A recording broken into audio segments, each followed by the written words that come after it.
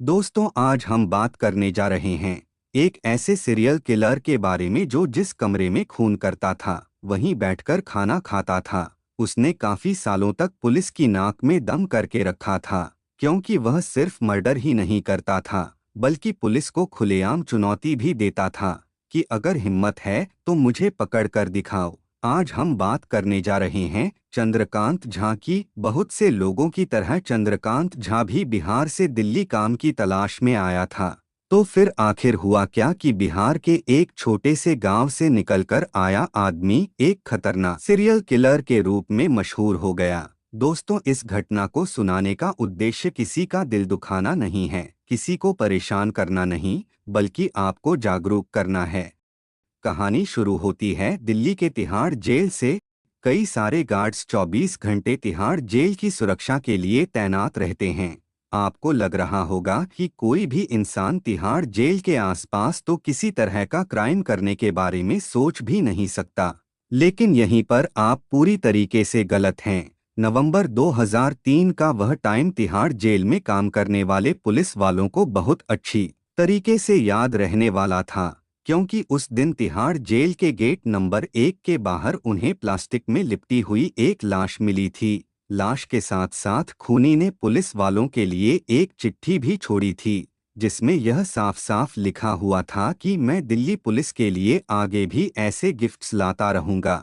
मुझे दिल्ली पुलिस से डर नहीं लगता, और अगर पुलिस मुझे नहीं पकड़ पाई तो मैं इसी तरह से लोगों को मारता रहूंगा। पुलिस ने इस मामले में छानबीन करने की कोशिश की, लेकिन उस वक्त उनके हाथ ऐसा कोई सबूत नहीं लगा जिसके बेसिस पर आगे बढ़ा जा सके। इसी तरह से 2 साल बीत गए। वह लाश तिहाड़ जेल के बाहर किसने और क्यों फेंकी थी, इसका पता नहीं चल पाया। लेकिन पुलिस को अब एक और तगड़ा झटका लगने वाला था, क्योंकि 20 अक्टूबर 2006 के दिन उनके पास एक कॉल आया। कॉल की दूसरी तरफ जो इंसान था उसने पुलिस वालों को एक ऐसी बात बताई जिसे सुनकर उनके होश उड़ गए। उसने बताया कि तिहाड़ जेल के गेट नंबर 3 के पास एक लाश को टोकरी में रखा गया है। इतना सुनकर कई सारे पुलिस वाले गेट नंबर 3 के पास जाकर इकट्ठा हो गए थे, और तब उन्हें पता चला कि फोन करने वाला मजाक नहीं कर रहा था। गेट के सामने वाली सड़क के पास सच में एक लाश को टोकरी में बांधकर रखा गया था। सबसे इंटरेस्टिंग बात यह थी कि टोकरी में लाश के साथ साथ पुलिस को दोबारा एक चिट्ठी मिली जो उन्हें के लिए लिखी गई थी। जब पुलिस वालों ने लेटर पढ़ा तब उन्हें पता चला कि हत्यारे ने उन्हें खुलेआम चैलेंज किया है। लेटर में लिखा था कि मैं बहुत टाइम तक एक नाजायज कैसे खेलता रहा, लेकिन अब मैं हकीकत में एक मर्डर किया है। तुम लोग अगर मुझे पकड़ सकते हो तो पकड़ कर दिखाओ। इस लेटर से इतना तो साफ हो गया था कि हत्या करने वाला कोई ऐसा इंसान है जिसे दिल्ली पुलिस पर किसी बात का गुस्सा है, कोई ऐसा जिसकी पुलिस के साथ हिस्ट्री अच्छी नहीं रही है। पुलिस इस मामले को और इन्वेस्टिगेट करने लगी, क्योंकि अब 2 बार ऐसा हो चुका था कि तिहाड़ जेल के बाहर लाश मिली थी। पुलिस को इस बात का अंदाजा तक नहीं था कि उन्हें आगे और कितनी लाशें इसी तरह से मिलने वाली हैं। 18 मई 2007 को फिर से एक लाश तिहाड़ जेल के बाहर मिली। यह लाश भी क्रिमिनल ने गेट नंबर 3 के पास ही डंप की थी। पुलिस के लिए अब तक किसी भी लाश को आइडेंटिफाई कर पाना बहुत ही मुश्किल हो रहा था, क्योंकि हर लाश को कई टुकड़ों में काटकर तिहाड़ जेल के बाहर रखा जा रहा था। पुलिस के ऊपर अब प्रेशर आ गया था और उन्हें जल्द से जल्द इस सीरियल किलर का पता लगाना था जो उन्हें बार बार चैलेंज कर रहा था। इन्वेस्टिगेशन ने अब और ज्यादा जोर पकड़ लिया था और अल्टीमेटली सीरियल किलर की एक गलती उसे पर भारी पड़ गई। अब तक किलर और पुलिस के बीच के चूहा बिल्ली का खेल चल ही रहा था कि अचानक से इन्वेस्टिगेशन के टाइम पुलिस को याद आया कि किलर ने जो लेटर लिखे थे उनमें उसने कुछ 2-3 नाम को मेंशन किया था जिससे उसे खास दुश्मनी थी। उसने अपने सीरियल किलर बनने के लिए 2 लोगों को खास तौर पर ब्लेम किया था, जिसमें से एक थे additional deputy commissioner Manish Agarwal और हवलदार बलबीर सिंह, जो कि तिहाड़ जेल में उस वक्त एक वार्डन थे। क्लू के मिलने के बाद पुलिस को और भी ब्लू लगातार मिलते चले गए अब तक यह तो हो चुका था कि हत्यारा कोई ऐसा है जो पहले तिहाड़ जेल में था और वहां अपने साथ हुए बुरे बर्ताव की वजह से उसने बदला लेने की ठानी। अपने लेटेस्ट लेटर में खूनी ने यह भी माना था कि नवंबर 2003 को भी लाश उसी ने ही डंप की थी। इससे पुलिस को कम से कम यह पता चल गया कि यह किलर 2003 से पहले तिहाड़ जेल में बंद था। हत्यारे ने आखिरी बॉडी को डंप करने के बाद हरिनगर के एसएचओ से भी तुरंत ही कांटेक्ट कर लिया था और यही उसकी सबसे बड़ी गलती थी। एसएचओ ने हत्यारे से जानबूझकर लंबी बातचीत की ताकि उन्हें उसके बारे में और ज्यादा जानकारी मिल सके। अब उन्हें एक रफ आइडिया हो गया था कि सस्पेक्ट कौन हो सकता था। यह कोई ऐसा था जिसे नॉर्थ वेस्ट जिला में हुए क्राइम की वजह से 2003 में सजा हुई थी और जिसे तिहाड़ के जेल नंबर 3 में बंद किया गया था, जहां हवलदार बलवीर सिंह ने उसके साथ बुरा बर्ताव किया था। बहुत सारे सस्पेक्ट को वेरीफाई करने के बाद पुलिस ने 4 लोगों को शॉर्टलिस्ट किया, जिसमें से एक था चंद्रकांत झा। अब आगे का रास्ता आसान था, उन्हें बस चारों सस्पेक्ट की हैंडराइटिंग से लाशों के साथ मिले लीटर की हैंडराइटिंग को मिलाना था। पुलिस का के सस्पेक्ट चंद्रकांत झा ही था, लेकिन अब दिक्कत यह थी कि उसकी लोकेशन का कुछ पता नहीं था। वह पुलिस से बचने के लिए बार बार अपने एड्रेस को बदल रहा था, लेकिन पुलिस ने यह फिगर आउट कर लिया कि उसके 4 में हाइड आउट यमुना विहार, अलीपुर, बडोला गांव और हैदरपुर में हैं। उनका लास्ट क्लू यह था कि चंद्रकांत झा एक स्कूटर में फिट की गई रिक्शा चलाता है। काफी मेहनत के बाद पुलिस ने चंद्रकांत झा को तब पकड़ा जब वह अलीपुर में अपने बच्चों के साथ हवा खा रहा था। पुलिस ने उसे पकड़ने के बाद उसके मकान की तलाशी भी ली, जहां उन्हें खून से सने चाकू मिले।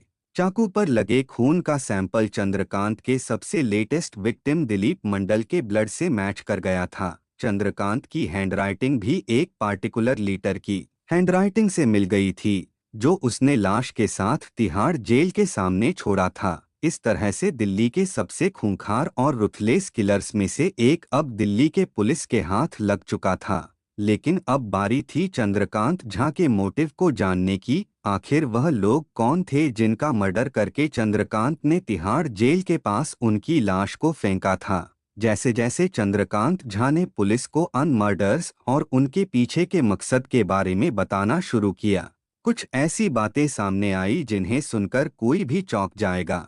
पुलिस को सबसे पहले तो यह बात पता चली कि चंद्रकांत ने सिर्फ 3 मर्डर्स नहीं किए हैं। 3 लाशें तो सिर्फ तिहाड़ जेल के पास में मिली थी, लेकिन उसके अलावा उसने कुछ और लोगों को भी मारा था। इनमें से एक की लाश को उसने मुखमेलपुर के सीवेज ट्रेन के पास 2003 में फेंका था। उसका एक और शिकार मंगोलपुरी नॉर्थ वेस्ट दिल्ली के पास एक सुलभ शौचालय के सामने मिला था। चंद्रकांत ने एक विक्टिम की तो लाश के टुकड़े करके उन टुकड़ों को दिल्ली की 30 हजारी कोर्ट से लेकर बाकी जगहों पर भी फैलाया। इन सब में सबसे हैरान कर देने वाली बात यह थी कि यह सभी विक्टिम या तो चंद्रकांत झा के दोस्त थे या फिर उसके साथ काम करते थे। आखिर चंद्रकांत झा अपने ही साथियों को इस तरह मारकर पुलिस को मैसेज क्यों कर रहा था? इसके लिए चंद्रकांत झा की बैक स्टोरी को जानना होगा। चंद्रकांत गोसाई गांव की मिडिल क्लास फैमिली से था। उसके पिता राधिकांत झा इरिगेशन डिपार्टमेंट में काम करते थे और मां चंपा देवी एक स्कूल टीचर थी। आपको यह जानकर हैरानी हो सकती है कि चंद्रकांत जैसे सीरियल किलर के 2 भाई खुद सीआरपीएफ और बिहार स्टेट पुलिस में हैं। चंद्रकांत की मां अपनी नौकरी की वजह से ज्यादा टाइम घर पर बिता नहीं पाती थी। यह भी बताया जाता है कि उसकी मां काफी स्ट्रिक्ट और गुस्सैल मिजाज की थी, जो अक्सर ही उसे मारती पीटती रहती थी। इसलिए घर में लड़ाई झगड़ों से बचने के लिए चंद्रकांत भागकर अपने चाचा के पास रहा करता था। जब वह 10th क्लास में फेल हो गया तब उसे यह पढ़ाई पूरी करने के लिए दिल्ली में भेजा गया, लेकिन 3 साल बाद ही उसने पढ़ाई बीच में छोड़ दी और मंडी में मजदूरों के साथ काम करने लगा। लेकिन अपने बचपन में जो गुस्सा और फ्रस्ट्रेशन चंद्रकांत के दिल में भरा गया था वह अब तक खत्म नहीं हुआ था। उसी गुस्से की वजह से उसने अपने पहले मर्डर को अंजाम दिया। उसने बताया कि किस तरह उसने 1998 में उत्तराखंड के एक आदमी को सिर्फ इसलिए मार दिया क्योंकि उसने उसके साथ अच्छा व्यवहार नहीं किया था। उसने इस क्राइम के लिए 4 साल जेल में बिताए थे और जेल में उसके साथ पुलिस वालों ने जो बुरा बर्ताव किया था उसने उसके दिल में और भी ज्यादा गुस्सा भर दिया था। 2002 में जेल से बाहर आने के बाद चंद्रकांत का इरादा अब उन सभी लोगों को सबक सिखाने का था जो उसके साथ बुरा बर्ताव कर रहे थे। उसकी रिहाई के कुछ वक्त बाद से ही गुमशुदा लोगों की एक लंबी लिस्ट बननी शुरू हो गई थी। इन सब के बीच में कुछ ऐसी चीजें थी जो काफी कॉमन थी। जिन लोगों को मारा गया था उनमें से कोई भी लोकल दिल्ली का नहीं था। सबके सब या तो बिहार, बंगाल और यूपी से दिल्ली आए थे। मर्डर के बाद उनके पर्स और आईडी कार्ड को जला दिया जाता था ताकि पुलिस उनके बारे में कुछ भी ट्रैक ना कर पाए। चंद्रकांत के हिसाब से उसका सबसे बड़ा दुश्मन बलवीर सिंह था, जिसे उसे लगने लगा था कि बलवीर सिंह तिहाड़ जेल में उसके साथ खराब बर्ताव करता है और यही वजह थी कि उसने तिहाड़ जेल के गेट के सामने लाशों को फेंकना शुरू किया ताकि वह उस बलवीर सिंह और दिल्ली पुलिस को यह मैसेज कर सके कि उनकी वह कस्टडी में भी रह चुका है और उन्हें उसे दिए गए खराब ट्रीटमेंट का भी बदला लेना है। पुलिस अब चंद्रकांत की पूरी कहानी जान चुकी थी और वह अब उसे दिल्ली के सबसे खतरनाक सीरियल किलर के तौर पर ट्रीट कर रहे थे। उसकी गिरफ्तारी ने दिल्ली की जनता को एक बड़ी राहत दी और लोगों ने पुलिस की तारीफ भी की। लेकिन इसके बावजूद भी एक सवाल हमेशा रहेगा कि अगर 2002 में ही चंद्रकांत को रोका गया होता तो कितने और लोगों की जान बचाई जा सकती थी। यही कारण है कि इस केस ने पुलिस को भी सिखाया कि कभी भी किसी भी अपराधी को कम नहीं आंका जाना चाहिए और उसके साथ इंसाफ करना कितना जरूरी है।